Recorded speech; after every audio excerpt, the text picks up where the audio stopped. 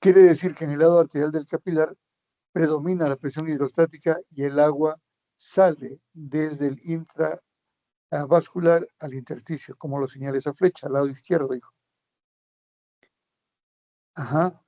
Y en el lado venoso del capilar, como la presión hidrostática es baja, predomina la presión oncótica y el líquido retorna desde el intersticio al intravascular. Lo que estoy hablando es que existe una serie de recambio de agua entre el intravascular y el intersticio. Pero no todo lo que sale retorna. Queda una pequeña cantidad que es conducida a la circulación sistémica, señala por favor la línea verde de abajo, por la circulación linfática. Es decir, los vasos capilares sanguíneos van acompañados también de los vasos capilares linfáticos, que entre otras funciones conduce el líquido restante desde el intersticio a la circulación sistémica. Siguiente. Esta es la fórmula de Stirling, es complicada, así que si recuerdan la diapositiva anterior, no tienen por qué recordar esta que es mucho más difícil de recordar y poca aplicación práctica. Siguiente. Entonces, recordemos que si señalas en la figurita arriba donde dice flujo de sangre, como al inicio la presión hidrostática predomina y sale el líquido del intravascular al intersticio y luego retorna en el lado venoso del capilar desde el intersticio hacia el intravascular. Siguiente. Esta diferencia de presiones entre el intersticio y el intravascular es aproximadamente 1.5 miligramos por ciento, milímetros de mercurio, perdón. Y la figura de abajo representa los capilares linfáticos que están acompañando a los capilares sanguíneos y que los ayudan a conducir a la circulación general ese líquido restante que no pudo ser conducido o retornado hacia el intravascular. Siguiente. Muy bien, hecha esta introducción, un clic más, por favor. Vamos a definir lo que es el edema. En la figura van a ver ustedes que en el dorso de ese pie, el dedo del examinador ejerce una presión sobre el subcutáneo. Ese subcutáneo se encuentra en ese momento entre una superficie dura, que es el dedo del examinador, y una otra superficie dura que corresponde al tarso del examinado. Cuando hay edema, uno ejerce presión y como ven la figurita de abajo a la derecha, van a ver que esa presión desplaza el líquido que se encuentra en el subcutáneo. No sé si puedes poner tu puntito rojo en la zona del allí. Exactamente, al ejercer presión, uno por acción mecánica desplaza el líquido en el subcutáneo y genera un hoyuelo que llamamos fovea. Entonces, el signo de la fovea es representación de edema subcutáneo. Entonces definamos así qué es el edema. Es el aumento del líquido que se encuentra en el intersticio. Recuerden ustedes, el espacio intersticial representa el 80% del líquido extracelular y que se manifiesta clínicamente por el signo de la fovea. Siguiente. Pero para que aparezca edema, tiene que haber una retención de líquido de por lo menos el 10% del peso corporal. ¿Sí? Un clic más. Si la retención de líquido no alcanza ese 10%, lo que vamos a observar en el paciente es el cambio ponderal, el cambio de peso. Igual al revés, van a ver ustedes que cuando se fundan los edemas, sea por tratamiento farmacológico o no farmacológico, el peso del paciente también va a reducirse. Usualmente el cambio ponderal no excede de 500 gramos por día, es decir, por más que yo coma un montón, no puedo subir más de medio kilo por día. Si tengo un paciente que hoy día subió 700 gramos, mañana 800 gramos, pasado 900 gramos, tengan por seguro que eso es agua. Es el aumento de líquido corporal total. Siguiente. Vamos a ver entonces qué tenemos que preguntar cuando estamos frente a un paciente con edema. Primero, hay que preguntar si el inicio ha sido agudo o ha sido crónico. Ya saben ustedes que esto tiene una significación temporal. ¿Cuánto tiempo transcurre desde que inició el edema? La localización. si es en la cara, si es en las manos, si es en los tobillos, si es en las cavidades, a qué hora se presenta el edema, si es en las mañanas, o sea, matutino, si es en las tardes, si es vespertino, si es en las noches, si es nocturno, o si no tiene ninguna relación con el horario. La consistencia, si es blanda o dura, el color. Cuando decimos blanco significa de que no cambia el color de la piel, o si está eritematoso, está rojo o está hiperpigmentado, si es doloroso o no es doloroso, si es frío o caliente, qué factores aumentan o qué factores disminuyen el edema, e importante, qué otros signos y síntomas acompañan al edema. Siguiente. Entonces, desde el punto de vista topográfico, vamos a clasificar el edema en dos tipos. El edema que es bilateral y simétrico, y el edema que es asimétrico, unilateral o simplemente regional. Si optamos por el edema bilateral o simétrico, vamos a ver que puede ser generalizado o puede ser limitado a los miembros inferiores. Si es generalizado, debemos pensar básicamente en tres órganos: corazón, en lo que llamaremos insuficiencia cardíaca; en riñones, en donde el ejemplo para nosotros va a ser el síndrome nefrótico; en hígado, vamos a poner como ejemplo la insuficiencia hepática por cirrosis; y la desnutrición proteica, llamado Kwashiorkor. Si está localizado en los miembros inferiores, como esto va ligado, o sea, bilateral y simétrico, estamos hablando del síndrome de malabsorción, de la gestación normal, de la gestación asociada a la hipertensión llamada preeclampsia, el idiopático y el farmacológico. También podemos ver ya alteraciones en el tejido linfático, como el linfedema, el lipedema, o alteraciones de mixomatosas como el mixedema. Si es unilateral, regional o asimétrico, pensemos sobre todo en problemas de índole vascular, vascular venoso, o sea, por obstrucción, por trombos, eso se llama trombosis venosa; eh, bilateral por insuficiencia de las válvulas de las venas, o incluso por lesiones arteriales. Siguiente. Veamos cada uno de ellos. Perdón, nos pasamos a la fisiopatología. A ver, nuevamente, si señalas al medio donde dice edema. Muy bien, entonces dijimos, ¿cuál es la definición de edema? Señala hacia abajo, el cuadradito de abajo. Ahí. Es la salida del líquido del intravascular hacia el intersticio. ¿Y eso por qué se puede ver? Otra vez sube hacia el lado izquierdo y derecho.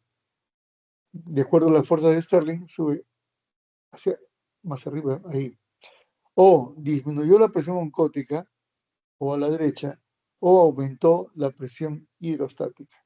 Entonces ya hemos visto que la fuerza de Stirling básicamente se resumen a presión hidrostática y presión oncótica. Si aumenta la presión hidrostática, edema. Si disminuye la presión oncótica, edema. ¿Y de dónde sale ese líquido? Del intravascular. Por lo tanto, va a haber una reducción del volumen intravascular. Como se reduce el volumen intravascular, inmediatamente hay dos sistemas neuromorales que salen a tratar de compensar esta alteración. Abajo a la izquierda van a ver que dice sistema renina-angiotensina. Al haber una disminución del volumen intravascular, ustedes recordarán que en la arteriola frente se encuentra la mácula densa sensa que hay menos volumen; como sensa que hay menos volumen, libera la sangre la renina se dirige hacia la angiotensina 1 y la convierte en angiotensina, perdón, hacia el angiotensinógeno y la convierte en angiotensina 1, luego la enzima convertidora la convierte en angiotensina 2, la angiotensina 2 estimula a las suprarrenales para la formación de aldosterona, y ustedes recordarán que el efecto final de la aldosterona en el tubo contorneado distal y aún en el tubo colector es retener agua y sodio. Al retener agua y sodio, aumenta el volumen plasmático.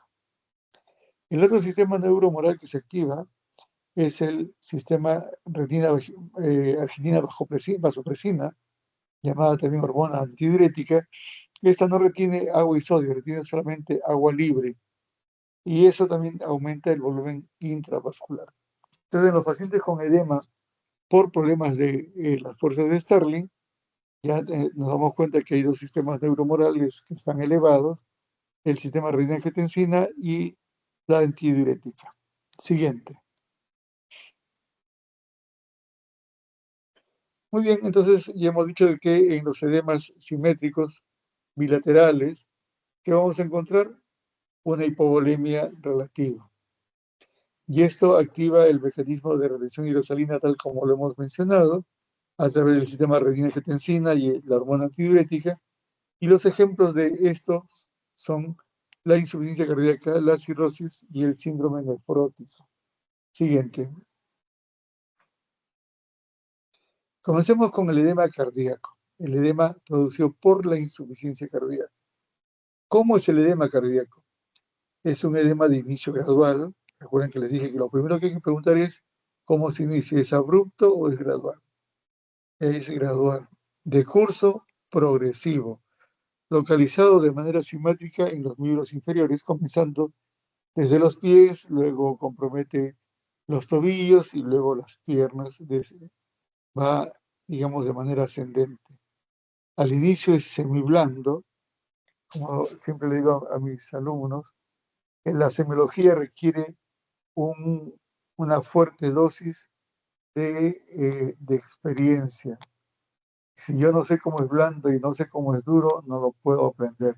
Pero lo dirán ustedes conociendo justamente en las prácticas, porque no se puede en palabras definir esto. Pero básicamente diremos que los edemas son blandos, semiblandos, semiduros y duros. Entonces, el edema de la insuficiencia cardíaca es un edema semiblando, que con el tiempo, si permanece en el tiempo, se va volviendo cada vez más duro. Ya deja de ser incoloro para volverse pigmentado, aumenta con la bipedestación. Es un edema de tipo vespertino, es decir, en las mañanas no aparece el edema, y por supuesto tiene que acompañarse de otros síntomas de insuficiencia cardíaca. Siguiente. Aquí vamos a ver los criterios de Framingham para insuficiencia cardíaca, que divide a los criterios en criterios mayores y criterios menores. Si ustedes ven hacia el lado derecho, donde dice menores, en un recuadro rojo dice edema de miembros inferiores. Y eso les digo porque muchas veces los alumnos tienden a ver paciente con edema, tiene insuficiencia cardíaca. Y recuerden que el edema es un criterio menor, que requiere por lo menos un criterio mayor para poder llegar al diagnóstico de falla cardíaca. Por eso es que en las diapositivas previas yo le dije, el edema además debe preguntarse los síntomas que acompañan a la patología de fondo. El edema no es un diagnóstico, es un acompañante de otro más importante. En ese caso, un síndrome de insuficiencia cardíaca. ¿Cuáles son los criterios mayores? Disnea paroxística nocturna, crepitantes, edema agudo pulmonar, cardiomegalia, ritmo de galope como el tercer ruido, ingurgitación yugular, el aumento de la presión venosa, el reflujo hepato yugular, etc. Siguiente. Si ustedes entran a la emergencia y ven a un paciente como el que está hacia el lado izquierdo, miren ustedes, no está echado, el paciente con falla cardíaca no se puede echar. Miren ustedes, las piernas están hipercrómicas, lo cual ya les habla de la cronicidad del cuadro. En el cuadro del medio podemos ver las yugulares de la paciente tremendamente ingurgitadas. Normalmente cuando un paciente está semisentado en posición de semi-Fowler o en 45 grados, las yugulares se deben ver no más allá de un tercio de su longitud. Y en la figura de la derecha lo que se ve es alguien que de repente se despierta bruscamente a medianoche con la sensación de falta de aire y eso se llama disnea paroxística nocturna, que son pues criterios mayores para insuficiencia cardíaca. Es decir, el edema solo no basta para el diagnóstico. Siguiente. Bien, ahora veamos cómo es el edema renal. Ya hemos dicho que vamos a tomar como emblemático el síndrome nefrótico. ¿Cómo es el edema del síndrome nefrótico? Es un edema de inicio gradual, de curso progresivo, igual que el cardíaco, pero a diferencia del cardíaco se localiza inicialmente a nivel de la cara, de los párpados, es decir, donde hay tejido conectivo muy laxo, incluso en genitales. Todo esto aún antes que se presente el edema en los miembros inferiores. La consistencia es blanda, es decir, el edema cardíaco es, dijimos, semiblando, este es blando. Uno coloca el dedo y como si pusiera un dedo sobre la mantequilla, se hunde rápidamente. Es incoloro, indoloro, aumenta al estar de pie, aumenta al ingerir agua o al ingerir sal y disminuye en algo en la posición del decúbito dorsal. Pero además, como dice ahí, debe ir acompañado de otros signos de síndrome nefrótico. ¿Cuáles son? La fatiga, ascitis, derrame pleural, la hipoalbuminemia. Cuando hemos hablado de presión oncótica, nos hemos referido pues a la albúmina, y lo característico es una proteinuria mayor de 3.5 gramos por 1.73 metros cuadrados de superficie corporal. ¿En qué? En orina de 24 horas. Entonces ya estamos, les estoy diciendo que para hacer el diagnóstico se requiere colectar orina durante todo un día, medir la cantidad de proteínas que se pierde, que usualmente no excede de 300 miligramos, pero que en este caso ya no son miligramos, son gramos. Siguiente. Cuando hablamos de problemas renales, generalmente hablamos de los síndromes nefróticos y nefríticos. Ambos pueden tener edema. ¿Cuál es la diferencia entre el nefrótico y el nefrítico? Que el síndrome nefrótico se acompaña de proteína, arriba, por favor, de proteinuria importante, como les he mencionado, mientras que la proteinuria del nefrítico es pequeña comparado con el nefrótico. Segunda diferencia, el nefrítico tiene hematuria, es decir, hay pérdida de sangre en la orina, que ya pinta la orina de un color como lavado de carne. Y como les decía, además la hipoalbuminemia que se ve en el síndrome nefrótico. Entonces, edema, hematuria e hipertensión, clásico del síndrome nefrítico. Hipoalbuminemia, proteinuria importante y edema corresponde al síndrome nefrótico. Miren ustedes en la foto que se ve ahí como el edema palpebral del niño, incluso le ha cerrado los ojos, porque hemos dicho que el edema del nefrótico se localiza sobre todo en tejidos laxos. Siguiente. El siguiente órgano que vamos a estudiar es el hígado. Dijimos que la cirrosis era, era un buen ejemplo. La insuficiencia hepática se caracteriza por un edema de inicio gradual, curso progresivo, pero cambia la localización. Miren cómo hemos dicho que el edema cardíaco, ¿dónde inicia? En las extremidades inferiores. El edema renal, ¿dónde inicia? En la cara. El edema hepático inicia en el abdomen. Y el líquido dentro del abdomen se denomina ascitis. Y luego, con el tiempo, el edema se desplaza además hacia los miembros inferiores. Es decir, comienza primero en el abdomen y luego ya el edema aparece en los miembros inferiores. Se caracteriza por una distensión abdominal, como pueden ver ustedes allí, y además vamos a ver otros signos asociados. Por ejemplo, pueden ver ustedes en esa foto una gran cantidad de venas distendidas que están intentando ayudar al retorno sanguíneo desde los tejidos de los miembros inferiores hacia el corazón. Pero también debe ir acompañado de otros síntomas, o de otros signos, como son ictericia, telangiectasia, ginecomastia, la circulación colateral, que así se denomina esa red venosa, un vello púbico ginecoide y hemorroides. Siguiente.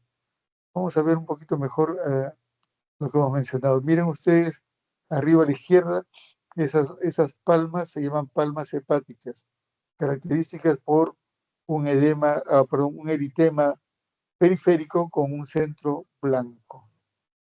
Abajo, en la figura inferior, vamos a ver un rostro con unos vasitos bien dilatados que llamamos, no, abajo a la izquierda, que llamamos arañitas vasculares o telangiectasias,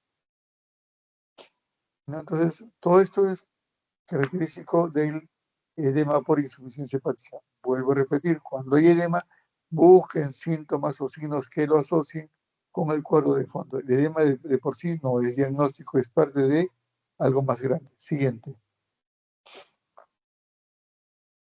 En la desnutrición, sobre todo lo que hemos hablado del kwashiorkor, es un edema gradual, progresivo, localizado en los miembros inferiores. No tiene relación con el horario, es blando, incoloro, indoloro, aumenta en la posición de pie. El paciente está pálido porque está anémico, tiene signos de hipovitaminosis como el cabello cobradizo, la lengua lisa, una clara disminución de la masa muscular y también una disminución de la albúmina plasmática, no porque pierda como en el nefrótico, sino porque como no come adecuadamente las cantidades de proteínas que se requiere, tiene valores bajos de hipoalbuminemia. Siguiente. En esta figura podemos observar lo que hemos mencionado. Miren ustedes los muslos de este niño. Claramente hay una hipotrofia muscular porque cuando no nos alimentamos bien, el cuerpo empieza a fagocitar lo que encuentra. Los elementos naturales para energía son los carbohidratos, en segundo lugar las grasas, y recién finalmente cuando la cosa anda muy mal, ocurre el consumo de las proteínas. Cabello quebradizo, a veces de color rojo, a veces dicen, mira, le salió gringuito, no es gringo, estaba desnutrido. Siguiente. Algunas veces también tenemos que ver este edema en el embarazo fisiológico. Cuando el bebé empieza a crecer, el útero grávido comienza a ejercer presión sobre la vena cava inferior y esto genera una disminución del retorno venoso y el edema que aparece en las últimas fases del embarazo.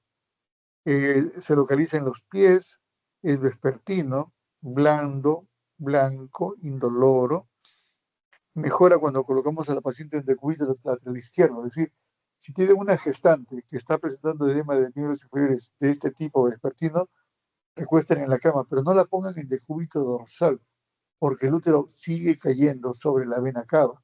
Entonces, ¿qué hay que hacer? Colocarla en decúbito lateral izquierdo para que el útero grávido descanse sobre la cama y libera la vena cava y mejora el edema. Siguiente, es frecuente en los embarazos múltiples, en los macrosómicos. Siguiente, e incluso puede durar algunos días después del parto. Esta es una patología, esto no corresponde al embarazo normal. La preeclampsia es la hipertensión del embarazo que ocurre en mujeres o muy jóvenes o mujeres muy mayores que acceden por primera vez a la maternidad, es decir, primerizas adolescentes o primerizas añosas, en la segunda mitad del embarazo que aparece un edema, a diferencia del edema del embarazo fisiológico que aparece lenta y progresivamente, esto ocurre de manera súbita, a diferencia del embarazo fisiológico donde el edema está localizado únicamente en los miembros inferiores por el efecto compresivo que ejerce el útero sobre la vena cava, aquí compromete además la cara, las manos, es blando, indoloro, remite poco con la posición de decúbito lateral izquierdo y se acompaña de cefalea, epigastralgia, fotopsias y, por supuesto, hipertensión. El otro nombre de la preeclampsia es hipertensión del embarazo, que se presenta generalmente después de la semana 20, después de la segunda mitad del embarazo. Siguiente. Entonces, en esta figura, vean ustedes cómo intentamos decir que hay edema de miembros superiores, que hay cefalea, hay náuseas, y cuando, señala por favor abajo a la derecha, cuando la paciente convulsiona, eso cambia de nombre y se denomina eclampsia. La eclampsia es una de las causas más importantes en nuestro país para mortalidad materno-perinatal, es decir, el feto o del recién nacido. Siguiente. Luego hablaremos ahora del mixedema. El mixedema es un edema que se presenta por los trastornos tiroideos, tanto en hipo como en hipertiroidismo. Es de inicio gradual, de curso progresivo, toma la cara, los párpados, el dorso de las manos en el hipotiroidismo y la región pretibial en el hipertiroidismo. La consistencia es elástica porque no es retención de agua, sino es la presencia de un tejido más bien mixomatoso que infiltra la región subcutánea. Es decir, hay un aumento de volumen, pero no es pues por retención hídrica como hemos mencionado. El color también cambia, puede ser blanco o pálido en el hipotiroidismo y es más bien medio amarillento cuando hablamos del hipertiroidismo. Siguiente. Entonces puede haber mixedema tanto en hipo como en hipertiroidismo. Incluso esta misma sustancia mixomatosa puede alcanzar no solamente las manos, no solamente la región externa, incluso alcanza zonas tan claves como el corazón. Siguiente. El linfedema primario. Miren ustedes, recuerden que habíamos hablado de cómo los capilares linfáticos acompañaban a los capilares sanguíneos en la circulación sistémica. Cuando hay problemas, cuando hay lesiones en estos capilares, aparece el linfedema primario. También es de inicio gradual, de curso progresivo, se localiza en las piernas, en los pies, pero miren ustedes que no es como la retención hídrica donde se ve de manera más o menos uniforme el, el aumento de volumen de los pies y de las piernas. Es de predominio vespertino, es decir, aumenta durante el día, es duro. Aquí no vamos a hacer fovea para nada. Incluso la infiltración que ocurre en la piel del linfático da esa imagen en la piel como piel de naranja, como si fuera una naranja igualito. Produce una tremenda sensación de pesantez en las piernas. Este edema linfático aumenta con el calor y con largos periodos de inactividad. Es más frecuente en mujeres que en varones y a veces o muchas veces es unilateral o por lo menos es asimétrico. Siguiente. Hay un edema idiopático. Idiopático es una palabra que hemos inventado para decir que no conocemos la razón por la que se produce. Este edema idiopático es más frecuente en mujeres perimenopáusicas, a las cuales uno hace una evaluación cardiológica normal, evaluación hepática normal, evaluación renal normal, y viene acompañado de otros síntomas propios de la menopausia. Se localiza en la cara, en las manos, en las piernas, es más de predominio diurno y es algunas veces más molesto que doloroso. Siguiente. Y el edema farmacológico, algunos medicamentos de uso común en nuestra práctica diaria pueden desencadenar estos edemas. En los cardiólogos, los bloqueadores de canales de calcio como amlodipina y flodipino tienen como uno de sus principales efectos colaterales la presencia de edema de miembros inferiores.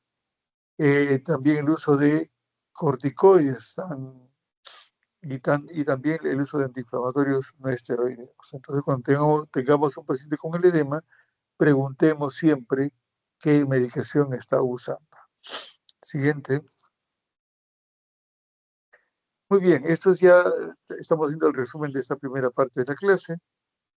Si me ayuda con el puntero hacia arriba, donde vemos lo que es normal, dijimos que en el lado lateral del capilar el líquido sale del intravascular al intersticio y en el lado venoso del capilar el líquido retorna desde el intersticio al capilar. Esos puntitos que están en los vasos representan a las proteínas que no salen para nada. Son, desde el punto de vista de peso molecular, tan grandes que no pueden salir. En la figura, en el lado B, donde dice trasudado, van a ver ustedes que durante toda su carrera, cada vez que encuentren un líquido en algún sitio, la primera pregunta que les van a hacer ¿es un trasudado o es un exudado? ¿Qué es un trasudado? Lo que hemos visto el día de hoy, cuando el líquido sale al intersticio y no retorna. Y las proteínas no salen para nada. No pueden salir, ¿por qué? Porque son de un peso molecular muy alto. Entonces se define el transudado como la presencia de líquido con una composición hidroelectrolítica muy parecida a la del plasma, pero sin proteínas. En cambio, en donde dice C, donde dice exudado, ahí vamos a ver que los puntitos que representan a las proteínas también están afuera. Entonces el exudado tiene líquido con la misma composición del plasma, pero hidrosalina, pero además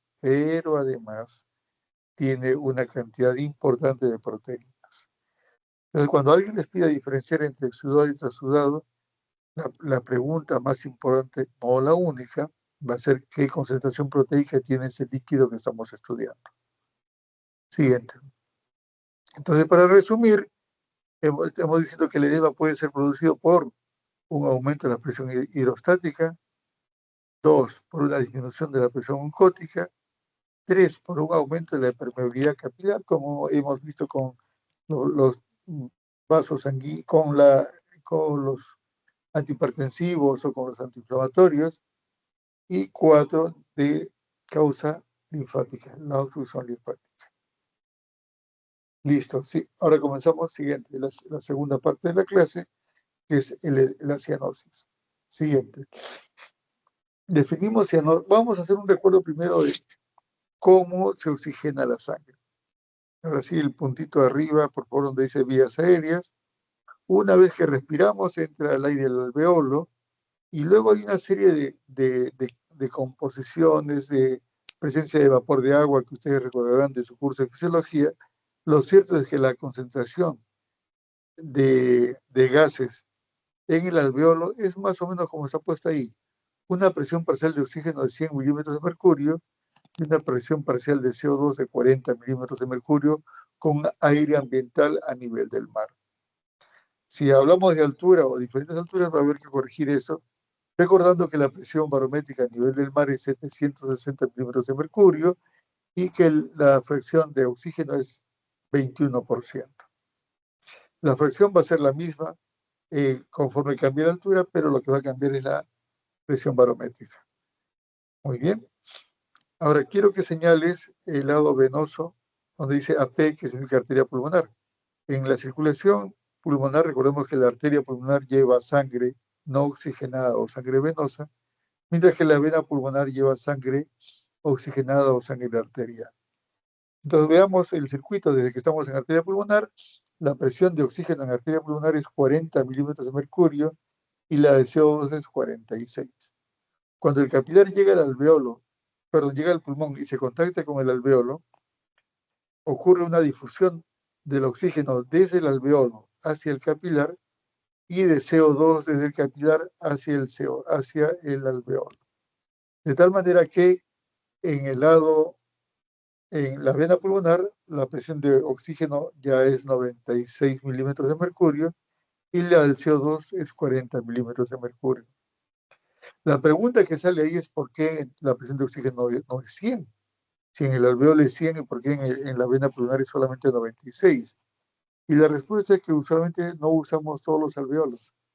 Cuando estamos respirando como hasta ahora tranquilamente, hay muchos alveolos que están descansando, no están funcionando. Por más que llegue la sangre, no hay oxígeno para intercambiar, es en cantidades pequeñas. Es por eso que esta gradiente alveolo arterial usualmente es 3, 4, no más allá de 5 milímetros de mercurio.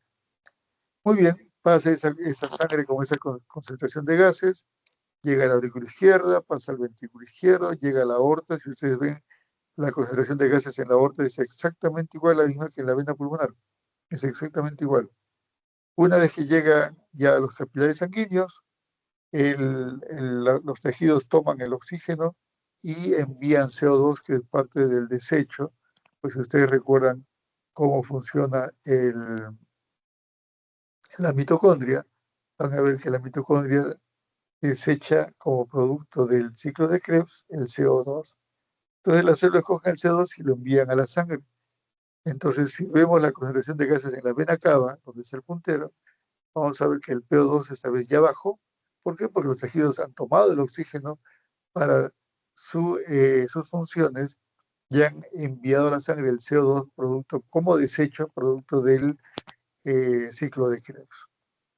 Es así como llega nuevamente hacia la arteria pulmonar. Miren, la concentración de la sangre en las venas cavas es la misma que en la arteria pulmonar y el ciclo se repite. Siguiente. ¿Qué más tenemos que recordar? Que la respiración tiene tres partes: la ventilación, la difusión y la perfusión. Cuando yo respiro el aire ambiental, el FiO2 es 0.21. ¿Cómo hago para tener concentraciones altas de oxígeno? Tengo que poner cantidades mayores de oxígeno, incluso hasta 100%. Ustedes recordarán la época COVID, cuando le dábamos oxígeno a los pacientes con canulitas o incluso con estos concentradores de oxígeno, pero no excedían de 40%. ¿Cómo darle más cuando hay problemas? Para eso se utilizaban los ventiladores. ¿Y por qué se llaman ventiladores? Porque reemplazan a la función de ventilación del sistema respiratorio. Luego viene la difusión. La difusión es el pasaje de oxígeno del alveolo hacia el capilar y el CO2 del capilar hacia el alveolo. Esa es la difusión. Y me va a permitir hablarles de la membrana alveolo capilar en la siguiente diapositiva. Y finalmente viene la perfusión. Todavía no tan rápido. Viene la perfusión, en donde tiene que ver con qué, con la cantidad de los vasos sanguíneos. Entonces, para que ocurra una adecuada respiración, tiene que haber una buena ventilación, una buena difusión y una buena perfusión. Solo así, si los tres se alinean, la oxigenación o la hematosis, que es como llamamos a la oxigenación de la sangre, se cumple. Siguiente. Entonces les dije una palabra sobre lo que es la membrana alveolo capilar. Es todo esto. Hacia el lado izquierdo está el alveolo, hacia el lado derecho está la hemoglobina.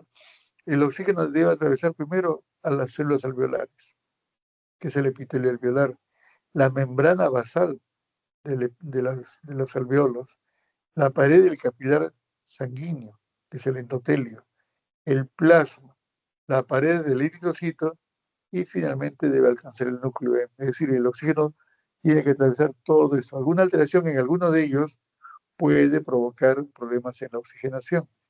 El CO2 no va en la hemoglobina, va disuelto en la sangre, por lo tanto no tiene que atravesar la pared del eritrocito, y además tiene un coeficiente de difusión 20 veces mayor que el del oxígeno.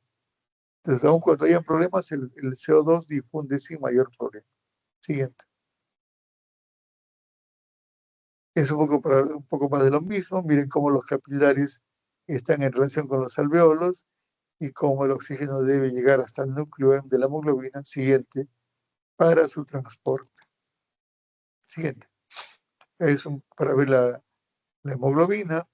Tiene 4 cadenas que corresponden al núcleo M, que son los únicos que pueden llevar el oxígeno en sangre.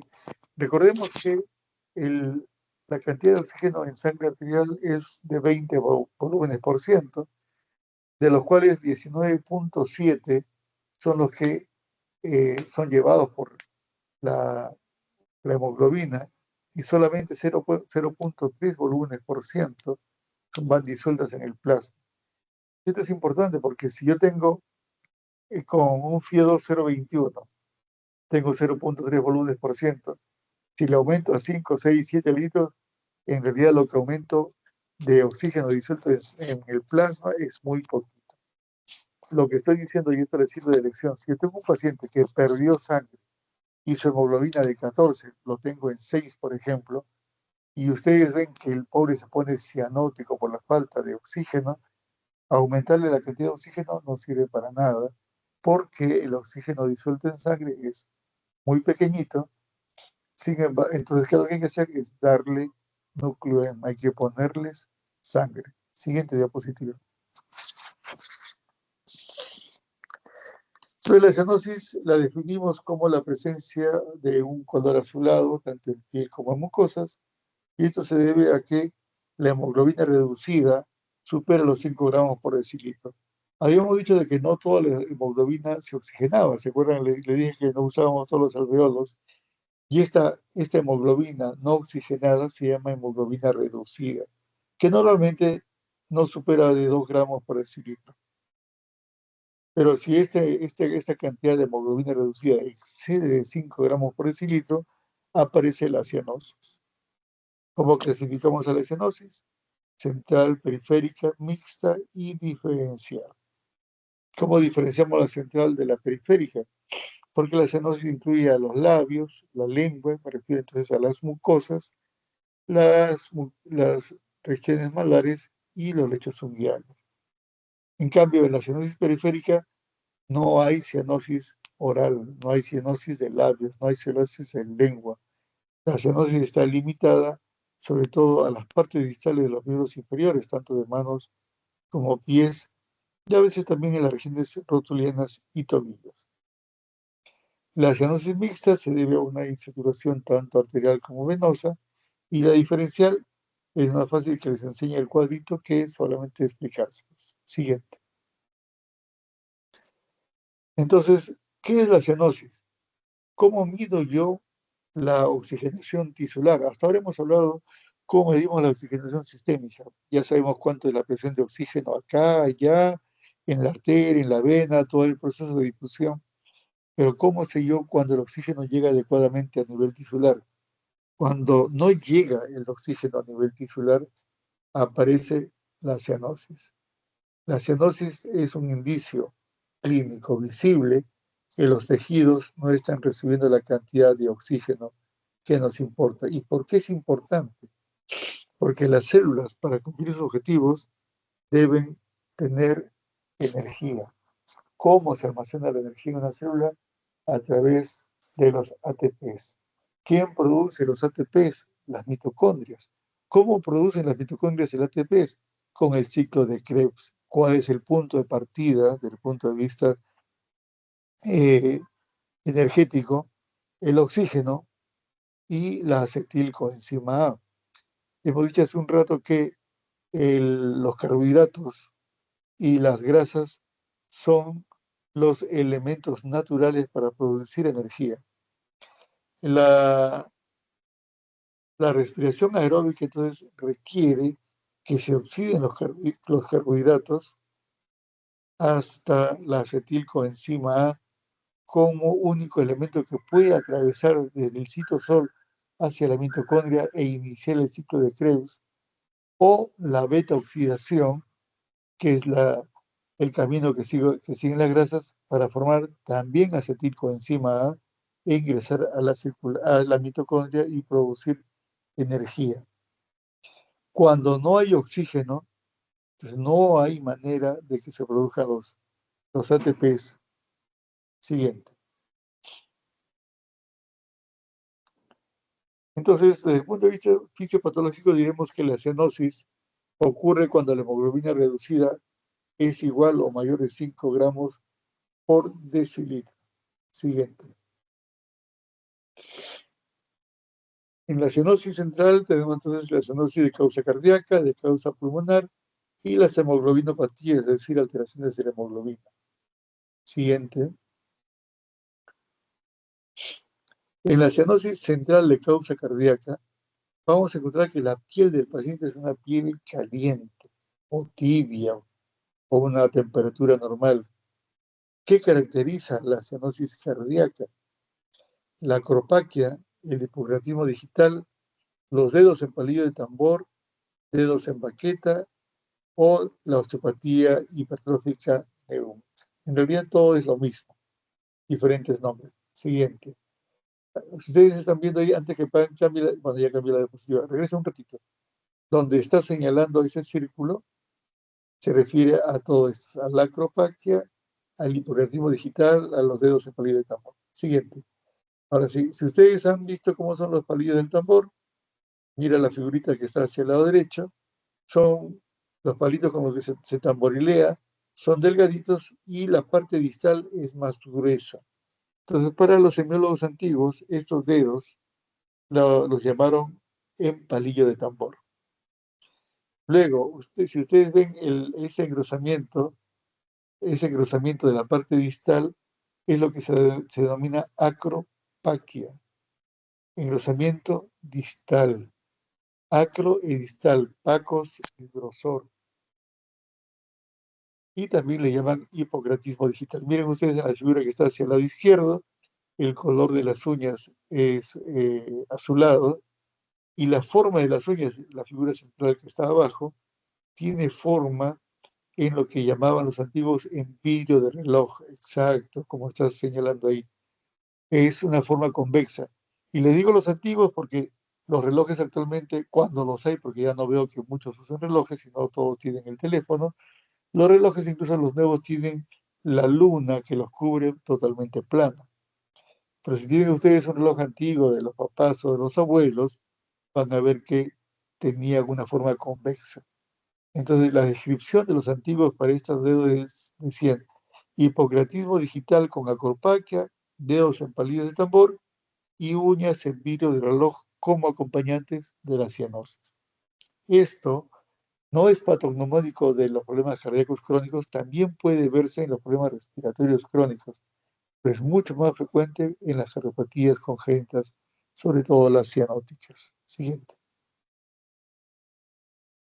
Miren ustedes cómo los labios están morados o azulados, la lengua también. No sé si ustedes han visto alguna vez estos perritos chow chow que sacan la lengüita de color azulado. Así más o menos es lo que van a ver ustedes en los pacientes con cianosis central.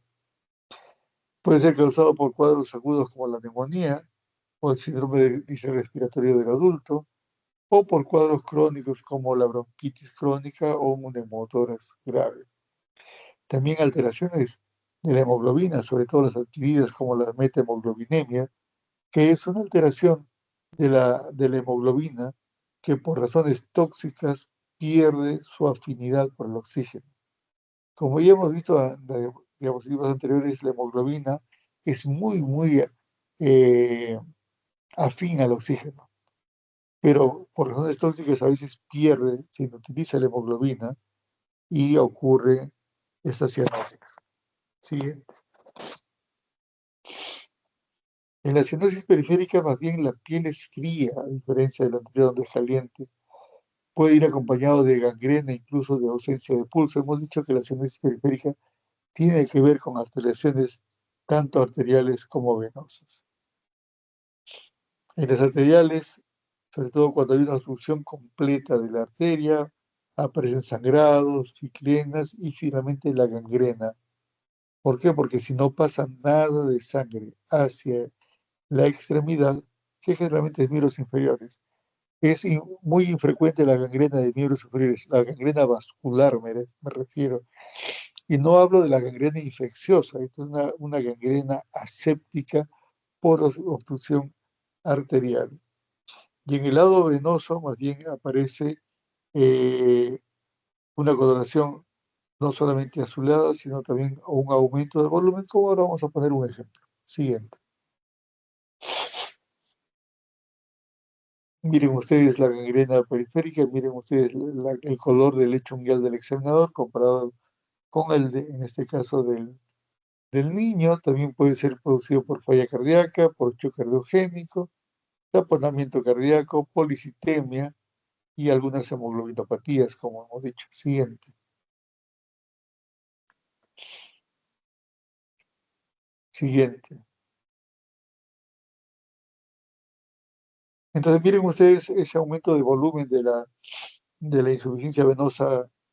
Miren ustedes el aumento del grosor o del perímetro del miembro inferior izquierdo comparado con el derecho y el cambio de coloración. Cuando vean ustedes esto, tienen que preguntarse, ¿es arteria o es vena? Si es arteria, el pulso está prácticamente desaparecido. También puede ser por vasculitis, es decir, un cuadro inflamatorio de los vasos más pequeños, o a veces la exposición al frío. Las niñas que están en la sala, alguna de ustedes seguramente en invierno cuando cogen el agua fría, las uñitas se les ponen moradas. Ok, eso no es una patología cardíaca, sino ocurre por la vasoconstricción severa que ocurre como respuesta al frío, que cambia transitoriamente el color de las uñas. Ustedes se abrigan las manos y desaparece todo. Siguiente. La cianosis mixta en algunas cardiopatías congénitas, como el Fallot, como el Eisenmenger, como la anomalía de Epstein, la transposición de grandes vasos. Siguiente. Y algunas palabras para la cianosis. Bueno, esto es un poco más de lo que es la acropaquia, que ya lo hemos mencionado. Siguiente, este diapositivo está fuera de lugar. Ya decíamos sobre la cianosis diferencial. Si vemos la figura A, van a ver ustedes que hacia abajo tenemos ahí en la etapa fetal una arteria que comunica a la arteria pulmonar con la arteria aorta, que se denomina ductus arterioso. ¿Qué ocurre? Cuando estamos en etapa fetal, nuestros pulmones no funcionan porque no tenemos manera de respirar. En realidad, quien funciona como nuestro pulmón es la placenta, quien funciona como nuestro riñón es la placenta. Entonces, no tiene sentido que la sangre que bombea el ventrículo derecho pase hacia el pulmón porque no hay cómo oxigenar. Entonces, naturalmente tenemos esta arteria que lleva sangre desde la arteria pulmonar hacia la aorta. Exacto, lo que está señalando Van. Cuando nacemos, con la primera respiración, con el primer llanto, el aumento brusco de la presión parcial de oxígeno, porque ahora sí el pulmón comienza a funcionar, ya la sangre llega a tener niveles de oxígeno altos. Eso produce una vasoconstricción de este ductus que en los siguientes días termina fibrosándose y ya no funciona. Muy bien, ¿qué ocurre si por esas cosas esa ductus persiste, no cambia, se mantiene en el tiempo? Va a ocurrir que la sangre va a pasar desde la aorta, no, ahí no todavía, como en el lado izquierdo. En el ducto arterioso persistente, si no desaparece en el nacimiento, la sangre pasa de la aorta hacia la pulmonar. Muy bien. Y como ven ustedes arriba en la figurita A, el niño es rosadito por completo. Pero con el tiempo, este ductus persistente va a elevar la presión de la arteria pulmonar. Ahora sí vamos a la figura B, la figura del lado derecho. Llega un momento en que la presión de la arteria pulmonar es tan alta que le gana a la aorta, y esto se llama síndrome de Eisenmenger, y la sangre va desde la pulmonar hacia la aorta. Si ustedes ven la ubicación del ductus, está frente a la arteria subclaviana izquierda. Entonces, cuando la sangre pasa de derecha a izquierda, es decir, de la arteria pulmonar hacia la arteria aorta, la sangre no oxigenada empieza a pintar la subclavia izquierda y la aorta descendente, de tal manera que todo el hemicuerpo inferior va a estar cianótico, también el miembro superior izquierdo, porque el ductus está frente a la arteria subclavia, mientras que el miembro superior del lado derecho y la cara, que reciben sangre del tronco brachiocefálico y la arteria subclavia, perdón, y la arteria carótida izquierda, reciben sangre oxigenada. Entonces van a ver ustedes que un brazo está cianótico y el otro brazo está normal. Y los dos pies cianóticos. Eso es lo que se llama cianosis diferencial, que vemos en casos como el ductus arterioso. Siguiente, creo que es la última. Si tienen alguna pregunta.